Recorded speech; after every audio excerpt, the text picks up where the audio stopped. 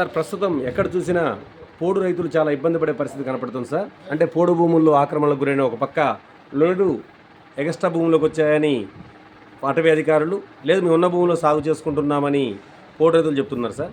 దీని మీద మీరు ఎలా స్పందిస్తున్నారు సార్? నా పేరు Madhusudan Reddy, CPIML Mass Line ప్రజాపంద Manuguru division కార్యదర్శి. వాస్తవంగా పోడు భూములకు సంబంధించినటువంటి పట్టాలు ఇవ్వాలని చెప్పేసి పోడు రైతులందరూ కూడా ఆందోళన వామపక్ష పార్టీల ఆధ్వర్యంలో, మా పార్టీ ఆధ్వర్యంలో, వామపక్ష పార్టీల ఆధ్వర్యంలో కూడా అనేక ఆందోళనలు చేశాం.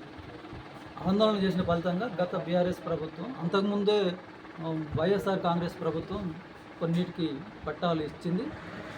మిగతా ఆ పట్టాలు ఇచ్చిన వాటిని కూడా టీఆర్ఎస్ గవర్నమెంట్ అధికారంలోకి వచ్చిన తర్వాత కొంత ఇబ్బందులు పెడితే మళ్ళీ మేము కూడా ఆందోళన చేసిన ఫలితంగా కొంతమందికి ఇచ్చారు, ఇంకా కొంతమందికి ఇవ్వలేదు.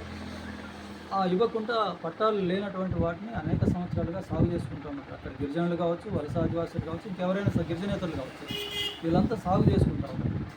అతి కొద్ది మంది రైతులకు పోడు పట్టాలు ఇచ్చి ఇవాళ ఫారెస్ట్ వాళ్ళు మిగతా భూములన్నింటినీ కూడా మీకు పట్టాలు లేవన్నటువంటి పేరుతోటి వాళ్ళు గత అనేక సంవత్సరాలుగా చేస్తున్నటువంటి పోడు భూముల మీద కూడా పొయ్యి ట్రంచులు కొట్టుకోవటం, తీయడానికి ఒక ప్రయత్నం చేయటం, వాళ్ళు వేసేటప్పుడు ఏం మాట్లాడకుండా తీరా వేసిన తర్వాత పూతకొచ్చి కాతకు వచ్చిన తర్వాత పంట చేతికి వచ్చే టైంలో వాళ్ళ పొక్లైన్ పెట్టి ట్రంచులు కొట్టడం, మొక్కలు మొత్తం పీకేయటం అనేటువంటి కార్యక్రమం వీళ్ళ ఫారెస్ట్ వాళ్ళు చేస్తూ ఉన్నారు.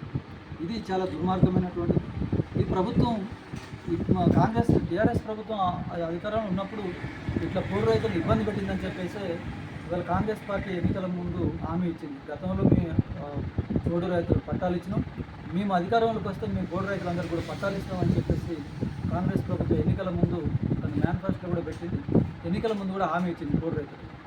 దాంతో ఆనాడు టీఆర్ఎస్ మీద ఉన్నటువంటి వ్యతిరేకతతో ఆ ఇబ్బందులు పూర్తిగా ఇవాళ పోడు రైతాంగం మొత్తం కూడా ఏజెన్సీలో ఉన్నటువంటి వాళ్ళంతా కూడా మొత్తం ఇవాళ టీఆర్ఎస్ని వ్యతిరేకించి ఇలా కాంగ్రెస్ పార్టీకి ఓట్లేసింది. కాంగ్రెస్ పార్టీలో ఓట్లేసిన తర్వాత కాంగ్రెస్ పార్టీ అధికారంలోకి వచ్చిన తర్వాత కూడా ఇవాళ అదే పరిస్థితి కొనసాగుతూ ఉంది. ఏమాత్రం మార్పు జరగలేదు. ఇలా ప్రత్యేకించి కొంతమందికి గిరిజనులలో కూడా కొంతమందికి ఇచ్చారు, ఇంకా కొంతమంది కూడా గిరిజనులు కూడా కొంత ఇవ్వలేదు. ఇంకా వలస ఆదివాసుల సమస్య కూడా చాలా తీవ్రంగా ఉన్నది. వాళ్ళు గత అనేక సంవత్సరాలు తీసుకొచ్చినప్పుడు వాళ్ళు ఈ ప్రాంతం వాళ్ళు కాదని చెప్పేసి వాళ్ళకి పట్టాలు ఇవ్వలేదు. వాళ్ళు ట్రైబుల్ అయినప్పటికీ వాళ్ళకి పట్టాలు ఇవ్వలేదు. వాస్తవంగా గిరిజనులు అనేటువంటి వాళ్ళు ఈ వేరే దేశం నుంచి వచ్చినటువంటి వాళ్ళు కాదు. అది ఈ దేశంలో, ఈ భారతదేశంలో ఉన్నటువంటి వాళ్ళే. ఒక రాష్ట్రం నుంచి ఒక రాష్ట్రానికి వచ్చినటువంటి వాళ్ళు. గిరిజనులు అన్నాక అడవిలో ఎక్కడికైనా పోవచ్చు, వాళ్ళకి అవకాశాలు కూడా ఉన్నాయి. కానీ వీళ్ళు ఛత్తీస్గఢ్ నుంచి వచ్చారనే పేరుతోటి, లేకపోతే మధ్యప్రదేశ్ నుంచి వచ్చారనేటువంటి పేరుతోటి వాళ్ళు పట్టాలు ఇవ్వకపోవడం చాలా దుర్మార్గం.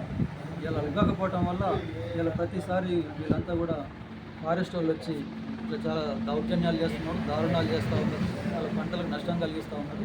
ఇది సరైనటువంటిది కాదు. కాంగ్రెస్ ప్రభుత్వం ఇప్పటికైనా దాని మీద పోడు రైతుల మీద శ్రద్ధ వహించి ఆ పట్టాలు రానటువంటి వాళ్ళు ఎవరైతే ఉన్నారో వాళ్ళందరూ కూడా పట్టాలు ఇవ్వాలి. తక్షణమే ఈ ఫారెస్ట్ వాళ్ళ దౌర్జన్యాలు ఏదైతే ఉన్నాయో వాళ్ళ మీద దౌర్జన్యాలు కానీ, పంట విధ్వంసాలు కానీ వాటిని ఎమ్మటి ఆపాలని చెప్పేసి కూడా మేము డిమాండ్ చేస్తూ ఉన్నాం. మీరు ఇదే విధంగా కొనసాగితే రేపు భవిష్యత్తులో పోడు రైతుల ఆగ్రహానికి కూడా గురిగా తప్పదని చెప్పేసి కూడా మీ సందర్భంగా హెచ్చరిస్తాం. Thank you sir.